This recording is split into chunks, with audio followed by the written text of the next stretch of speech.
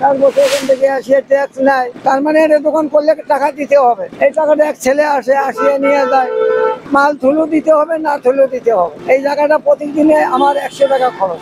এখানে তো ঢাকা শহরে তো টাকা ছাড়া কোনো কথা বলে না কেউ। আমার ব্যবসাটা হলো আনারসের ব্যবসা।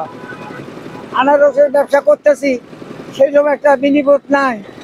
মাল কিনা 18 টাকা, গাড়ি ভাড়া 2 টাকা, 20 টাকা, 25 টাকা, 28 টাকা, 30 টাকা বেশি।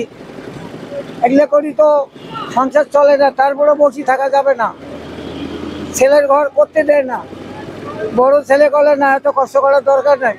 কিন্তু ঢাকা শহরে চলতে গেলে টাকার দরকার আছে, পয়সার দরকার আছে।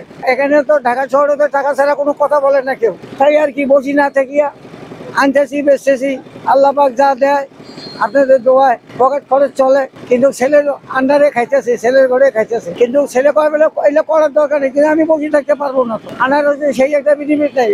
এই রমজান মাসে প্রতিটা জিনিসের দাম বেশি।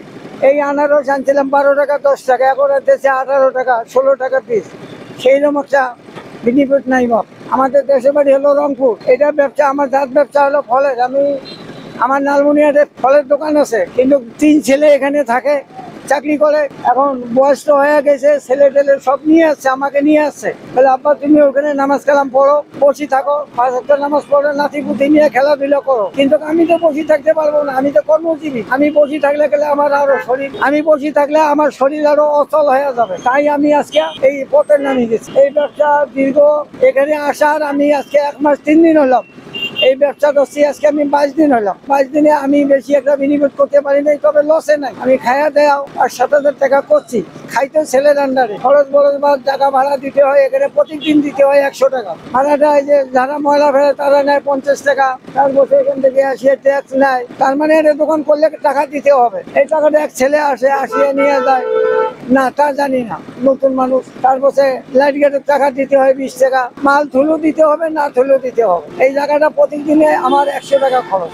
আমার নিজের পকেট খরচ আছে, এই যে রোজা থাকি, ইফতারি আছে, প্রতিদিন জিনিসের দাম বেশি। এগুলো করি বাবা, একটা বিনিয়োগ নাই আমাদের। বসি না দেখি তো করতেছি, তাই আবার সময়টা আমার কাটিয়ে যেতেছে।